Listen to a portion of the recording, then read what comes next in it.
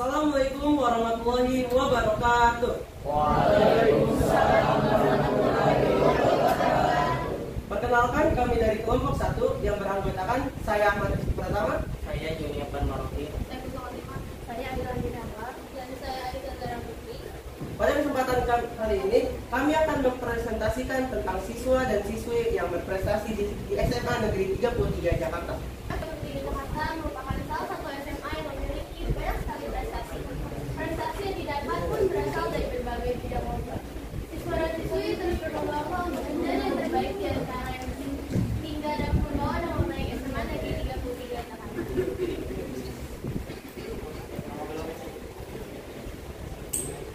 Ya, kita lanjut ke deskripsi bagian. Pada kesempatan yang kali ini kita mewawancarai kayak Andi Jihan, Kak Ines, dan Kak Muhammad Farel adalah beberapa nama siswa dan siswi berprestasi di SMA Negeri 33 Jakarta. Bidang lomba yang diikuti mereka pun berbeda-beda. Nih, misalnya contoh, Kak Andi Jihan pernah mengikuti beberapa lomba seperti modern dance dan monolog. Kedua lomba tersebut membutuhkan persiapan yang tepat, mulai dari persiapan fisik atau mental. Beliau memiliki strategi khusus untuk mempersiapkan lomba dengan tepat, yaitu istirahat di 1 hari sebelum hari lomba. Beliau juga menyebutkan untuk selalu yakin dan percaya diri saat mengikuti lomba untuk mendapatkan hasil yang memuaskan. Larissa Winarso biasa dipanggil Kak Ines. Ines Larissa Winarso biasa dipanggil Kak Ines. Beliau mengikuti lomba menulis cerita pendek dan berhasil mencapai tingkat provinsi. Beliau mengatakan bahwa selama lomba support sangat mempengaruhi kelancaran saat lomba. SMA Negeri 33 Jakarta selalu memberikan support penuh untuk lomba apapun itu. Kemudian, siswa berprestasi di bidang olahraga pencaksilat. Beliau sudah terjun ke dunia pencaksilat sudah hadir. Piala, medali atau sertifikat sudah banyak didapatkan. Beberapa piala atau medali disimpan secara pribadi, namun tak banyak piala yang diberikan kepada pihak sekolah.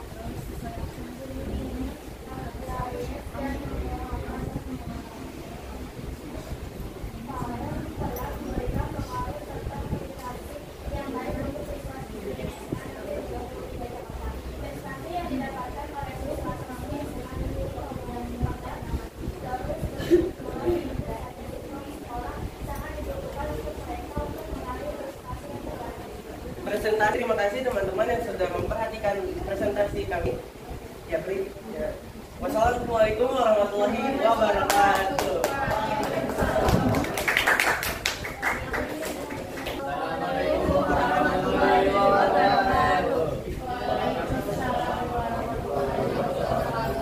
Selamat siang teman-teman semua, kami dari kelompok 2. Sebelumnya perkenalkan nama saya Indra Sana. Perkenalkan nama saya Aditya Putraman. Kenalkan nama saya Maisa Nasranita. Kenalkan nama saya Dewa Putri. Kenalkan nama saya Fitrama bintu Toro. Pada hari ini kami akan mempresentasikan hasil observasi kami mengenai Allah. Teman-teman ada yang udah tahu belum sih Allah itu apa? Ada yang mendengar ya? Oke, tahu nanti bisa dijelaskan oleh Lanjut aja ya. Jadi Allah adalah suatu Ini dah, ininya. Baik, bisa apa ini? Udah nggak? Enggak. Belum. Ini aja Bu. Oh. Sebuah suatu ruang yang sangat penting di sebuah instansi pendidikan atau sekolah. Selain fungsi aula itu sendiri yang bisa bermacam-macam, aula selain bisa digunakan untuk ruang rapat atau ruang pertemuan, juga bisa digunakan sebagai lapangan olahraga dan sebagainya lainnya. Kita Ada lo. lanjut aja ke ya. Baik, kita lanjut aja ke PPT-nya.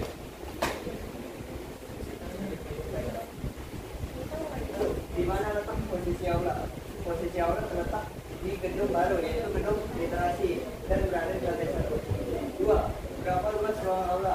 Sekitar 200 meteran. 3. Mengapa aula didirikan di lantai 1? Untuk memudahkan aksesibilitas dalam berbagai kegiatan. lanjut ke pertanyaan berikutnya. Berapa jumlah orang yang dapat ditampung di aula? Jumlah orang yang dapat ditampung itu sekitar 250 sampai 300, sedangkan untuk jumlah bangku ada sekitar 150. Bagaimana desain aula yang efisien untuk berbagai kegiatan? Menurut Pak Ibnu, aula yang efisien itu lantainya itu datang, sedangkan aula yang kita punya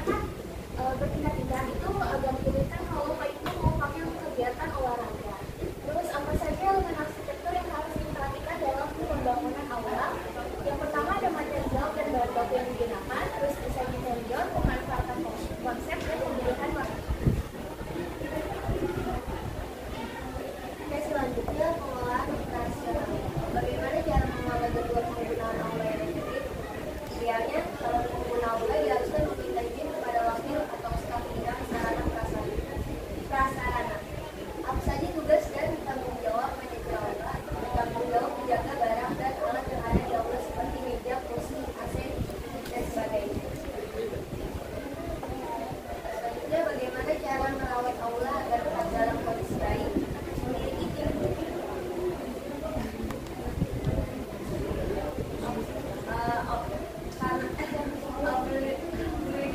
tim cara dari instrumen ketiga yang perlu dirawat, membersihkan, menyiapkan aula apabila ini digunakan lebih banyak. Oke, sekarang kita masuk di keamanan dan kenyamanan. Bagaimana cara merancang sistem evaluasi yang efektif di aula? Nah, kita sama jawaban ini juga sama dari Pak Ibu. Itu yaitu dengan cara mendirikan 2 pintu. Jadi di aula kita kan ada 2 pintu tuh. Itu idenya dari Pak Ibu juga. Terus untuk memudahkan proses 2 arah apabila terjadi hal yang darurat, jadi bisa memecah konsentrasi. Jadi kalau misalnya cuma 1 pintu aja, itu konsentrasi kita cuma fokus ke 1 pintu. Jadi kalau misalnya ada 2 pintu, itu yang lainnya bisa ke pintu sebelahnya. Oke, kita lanjut. Ada teknologi dan peralatan. Yang pertama itu alat elektronik apa saja yang dapat dipasang di aula untuk mendukung presentasi dan acara. Nah, yang pertama ada alat elektronik yang terdapat di aula yaitu sound, papan layar presentasi, speaker, proyektor, serta sound kita tambahkan apabila dibutuhkan. Jadi ini sangat bagus sekali. Kita juga sudah punya alat elektronik yang memadai untuk berbagai acara. Bagaimana cara memilih sistem pencahayaan dan sound system yang tepat untuk aula? Untuk sistem pencahayaan sudah diatur oleh pembangunan. Jadi di sistem pencahayaan itu dibangunnya udah termasuk sama arsiteknya. Dia udah naruh tata letaknya di mana. Kalau untuk sound system biasanya manual, menyesuaikan selera dan tujuan sang pemakai. Biasanya kan kita ada sound system yang utama, terus ada sound system tambahan. Kalau sound system utama itu biasanya di depan aula, tapi kalau tambahan di belakang. Jadi kita menyesuaikan aja enaknya gimana. Oke, selanjutnya keberlanjutan dan efisien energi. Apa saja langkah-langkah yang bisa diambil untuk menghemat energi di aula? Pertama, untuk penggunaan AC, menyesuaikan berapa banyak orang yang menggunakan aula. Apabila hanya sekitar puluhan, 10 sampai 20, maka AC yang digunakan hanya setengah dari jumlah keseluruhan. Kedua, apa pencahayaan hanya berfokus pada pusat kegiatan yang sedang berlangsung.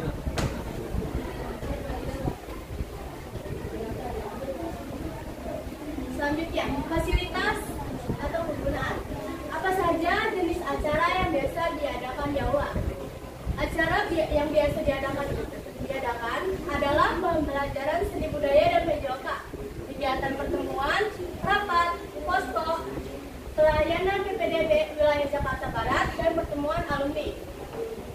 Yang terakhir, apa saja fasilitas yang sebaiknya ada di sebuah aula? Fasilitas yang wajib ada di aula adalah sound system, mic, untuk segi kenyamanan, hal utama adalah kursi, karena menyangkut kenyamanan tamu, lalu mimbar untuk sambutan dari berbagai pihak. Ya. Sekian dari presentasi kelompok 2 tentang hasil laporan kita. Wassalamualaikum warahmatullahi wabarakatuh. Ngobrol aja di belakang.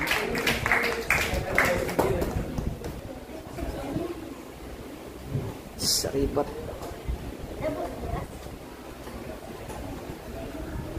Ayo silakan ya Allah. Assalamualaikum warahmatullahi wabarakatuh.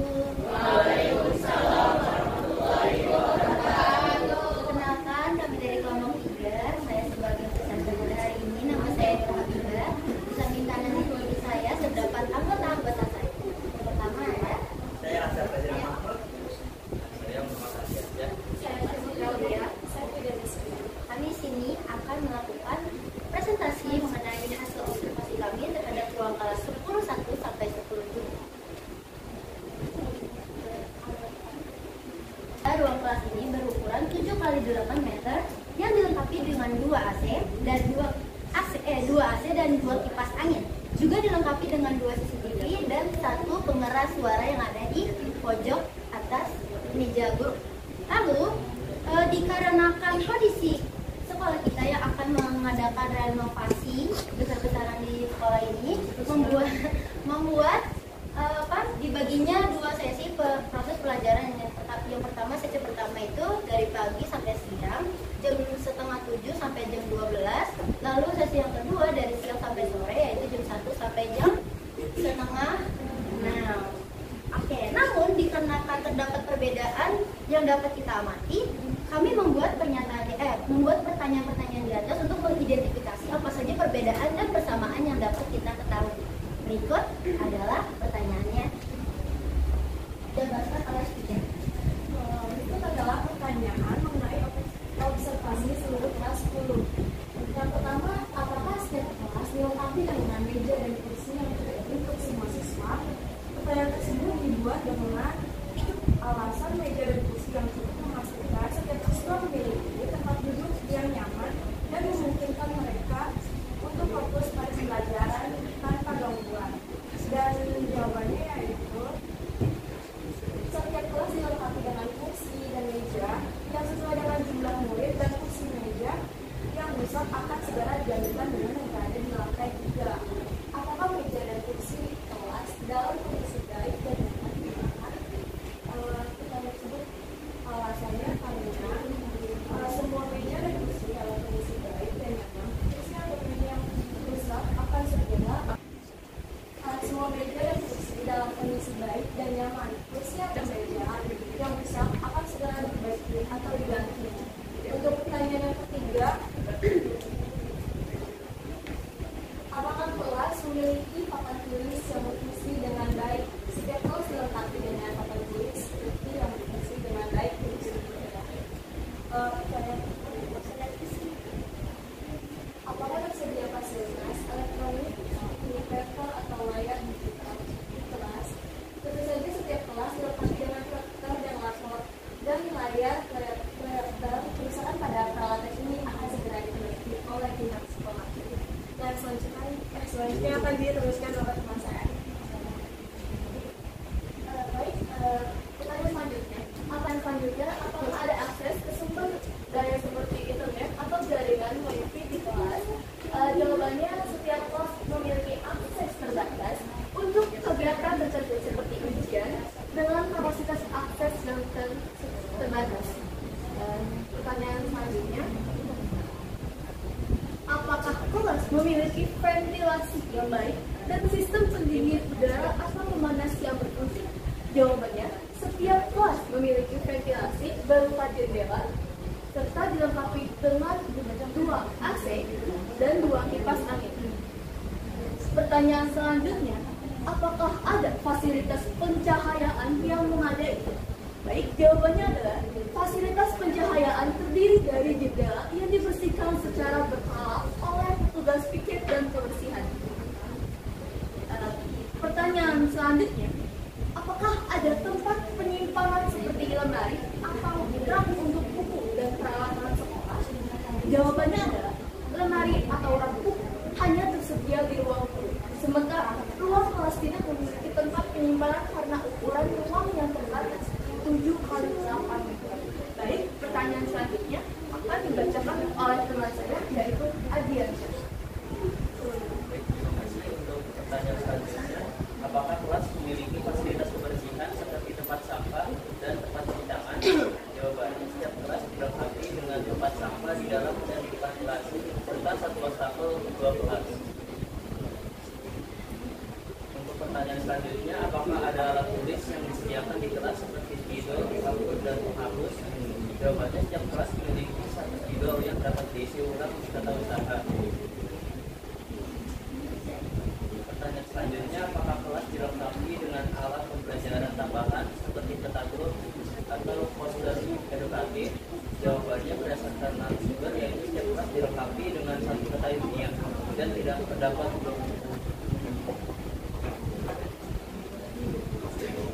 Untuk pertanyaan selanjutnya, apakah ada fasilitas keamanan seperti alat kebakaran dan alat pemadam api di kelas?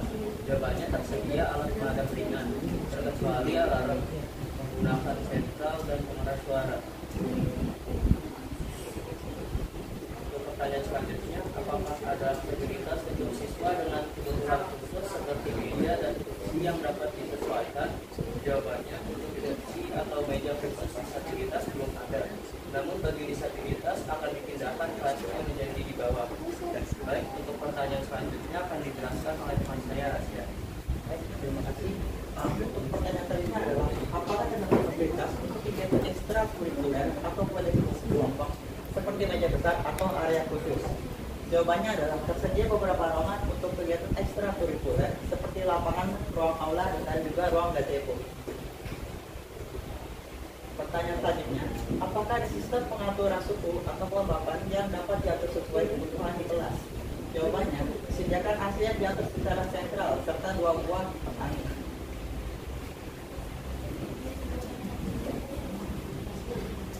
Nah, sekian berikut adalah pertanyaan-pertanyaan yang dapat kita ketahui sebagai perbedaan dan kesamaan ruang kelas 10.1 sampai ruang kelas 10.7. Nah, berikut adalah narasumber-narasumber yang kami bicarakan. Yang pertama ada Dede Terbiasa, kemudian ada Pak Ihsan sebagai sarana dan prasarana, lalu ada Theo dari kelas 10.2 dan Nazul Nusafira dari kelas 10.6. Selanjutnya, melalui persamaan yang kita ketahui dari pertanyaan-pertanyaan yang kami sediakan tadi, kita menjadi tahu bahwa kelas 10.1 sampai 10.7 di SMA Negeri 33 Jakarta ini memiliki fasilitas yang baik, meskipun terdapat beberapa fasilitas yang tidak disediakan, namun tetap berjalan dengan baik dan sepertinya presentasi dari kami. Sekian presentasi dari kami. Wassalamualaikum warahmatullahi wabarakatuh. Waalaikumsalam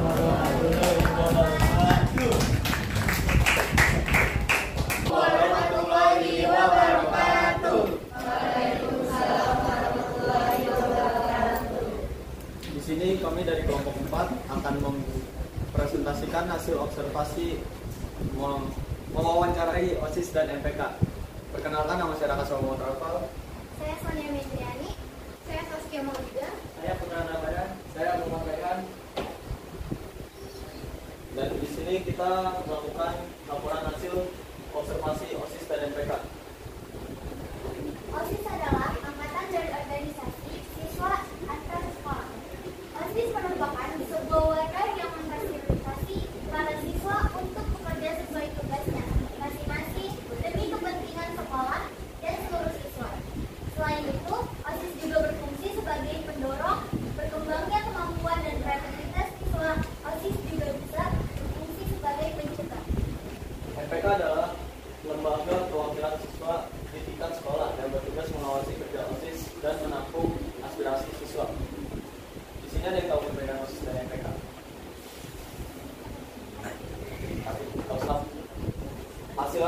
Hasil laporan observasi ini narasumbernya ada 2, yaitu Kak Ardi sebagai MPK dan Kak Dian sebagai OSIS. Oke, selanjutnya. Hasil observasi ini adalah alasannya untuk memahami tantangan atau masalah yang dihadapi oleh siswa dalam organisasi tersebut, mengevaluasi kinerja, dan untuk menilai seberapa efektif OSIS atau MPK dalam menjalankan program dan kegiatan mereka. Tar dulu. Untuk pertanyaan ini dianulir aja ya. Tersebut, apaan sih tersebut? Gak jelas dah. Lanjut.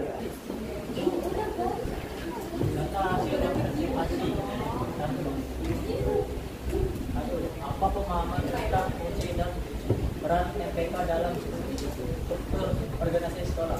Di sekolah berperan sebagai perwakilan siswa yang mengobati komunikasi antara siswa dan pihak sekolah. Dan ada pengalaman organisasi yang dimiliki sebelumnya. Jadi ketua OSIS dan ketua ekskul di waktu SMP. 3. Apa strategi Anda untuk mengumpulkan dan menyampaikan umpan balik dari siswa kepada pihak sekolah? Mengumpulkan aspirasi setelah memiliter apa saja yang akan menjadi masukan timbal balik untuk para anggota MPK. 4. Berkomunikasi dengan pihak sekolah dalam merumuskan tindak pidana atau keputusan yang mempengaruhi siswa. Contohnya untuk mengadakan seperti FLS hari ini dan bulan bahasa negara untuk menyampaikan aspirasi dan juga berdialog berinteraksi dengan siswa. Keterlibatan siswa dalam kegiatan ekstrakurikuler, mengawasi persepsi dan membuat pertanggungjawaban setiap ekskul, Ya. melaksanakan sebuah acara sekolah, jalankan protokol yang sudah. Ayo cepetan. Jawabannya menjalankan protokol yang sudah direncanakan dan dirapatkan sebelumnya. Ya, lanjut. 3. Apa strategi Anda untuk meningkatkan komunikasi antara OSIS dan siswa? Ya. Jawabannya berkomunikasi dengan nasib sesama junior, sebaya dan senior. Lanjut. Bagaimana Anda akan menangani anggaran dan sumber daya untuk kegiatan OSIS? Jawabannya untuk setiap anggaran berbeda-beda. 4. Maaf jika ada salah kata. Wassalamualaikum warahmatullahi wabarakatuh. Assalamualaikum warahmatullahi wabarakatuh. Waalaikumsalam warahmatullahi wabarakatuh. Perkenalkan, kami dari kelompok 5 yang beranggotakan saya Muhammad Gata, Saya Rayati Rumantana. Saya Didia Wicayani. Saya Nazama Jurapasa. Saya Dinasaya Setiati. Di sini kami akan menjelaskan tentang hasil observasi tempat ibadah yang ada di SMA 33. Keo itu adalah tempat ibadah agama Buddha. Yang kedua, Marselit itu tempat ibadah Kristen. Deskripsi umum. Tempat ibadah merupakan sarana keagamaan yang penting bagi pemeluk agama di suatu tempat. Selain berfungsi sebagai simbol keberadaan pemeluk agama, rumah ibadah juga merupakan tempat penyiaran agama serta sebagai tempat melakukan ibadah. Dan berikut tempat ibadah yang ada di SMA 33 Jakarta.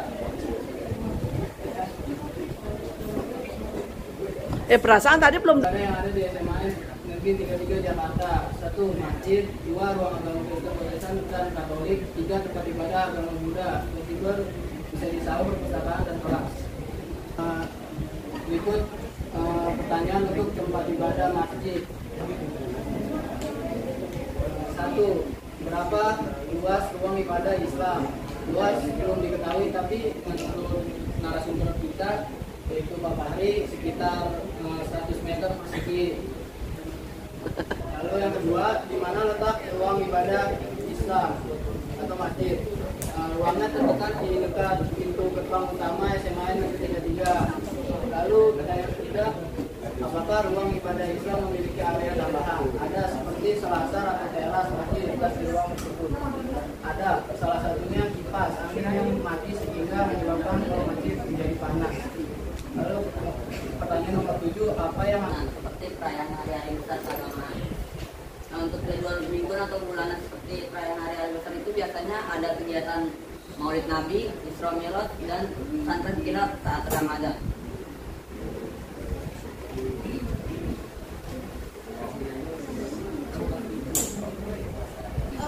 Untuk luas ruangannya itu ada di 3 kali 2,5 meter untuk luas ruangan agama Kristen. Terus untuk tempatnya di mana dia kita tuh mengetahui kalau misalnya tempat agama Kristen beribadah itu ada di lantai 2 di pojok kiri. Yang ke-9, Apakah ada jasa? Apaan lu? Kayaan lu. Cepetan. sekian presentasi dari kelompok 5 tentang observasi ibadah yang ada di SMA Negeri Jakarta. Assalamualaikum warahmatullahi wabarakatuh. Assalamualaikum warahmatullahi wabarakatuh. Waalaikumsalam warahmatullahi wabarakatuh. Di sini dari kelompok 6 presentasikan hasil observasi yang telah kami lakukan di perpustakaan. Dan narasumber yang kami pakai itu adalah Pak Agus Maulana. Oke. Iya benar. Nah, di sini kami beranggotakan saya Nadia Naila Nurhawa, Saya Latif Purwabian. Saya Faiz Matio. kami Jadul Mustari. Dan satu lagi ada Hai, ada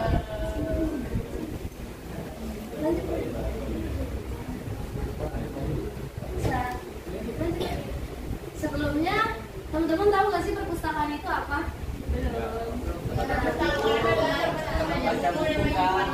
Ya, nah di sini kami tulis perpustakaan adalah institusi yang mengumpulkan pengetahuan terletak dan terekam. Tercetak.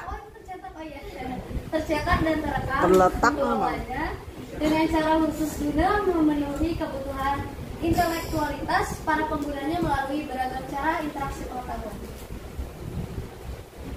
Nah, di sini ada pertanyaan dan jawaban. Berikut adalah hasil wawancara dari observasi yang dilakukan di perpustakaan. Dan pertanyaan yang pertama dibacakan oleh Wasit. Nah, pertanyaan pertama adalah kapan gedung perpustakaan ini dibangun? Tujuannya agar kita mengetahui gedung yang terlihat baru sudah berapa lama gedung itu berdiri. Jawabannya dari Pak Agus, saya kurang tahu. Tahu. Jawabannya adalah di dekat tangga. Apaan sih lo? Jawabannya di papan di dekat tangga. Ya.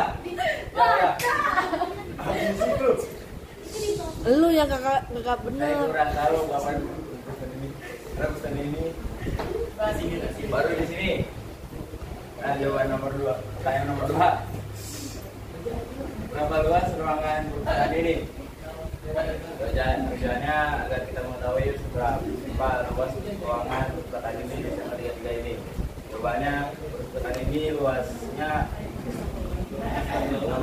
jawabannya adalah namanya adalah Pak Agus Maulana.